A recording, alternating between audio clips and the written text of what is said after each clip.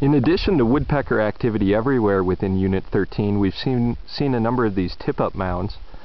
They're created when a Doug fir tree is hit by bark beetles, killed and then knocked over in a heavy windstorm. These tip-up mounds provide good denning habitat for pine marten. They also provide micro-sites within the forest for seeds to collect and water to collect. And the branches and trunk of the tree provide good places where during the winter squirrel and rabbits can find some refuge out of the snow.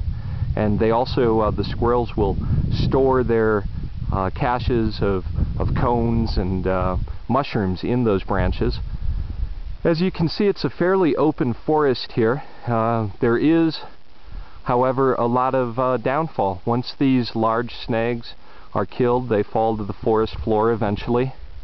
Some within a few years, others maybe 10, 20, or 30 years. But definitely an open forest. We've seen a lot of springs, as I mentioned, the woodpecker activity. And those tip-up mounds, and when those trees fall down, they're important for another reason, because they quickly decay. This is a wetter forest than you might expect, and we see a lot of evidence of decayed logs that maybe fell 30 or 40 years ago, really helping to build future soil productivity in the area.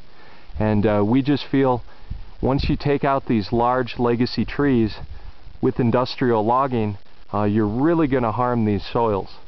So this is indicative to what we're finding throughout about 4,000 acres on this project that is slated for industrial logging.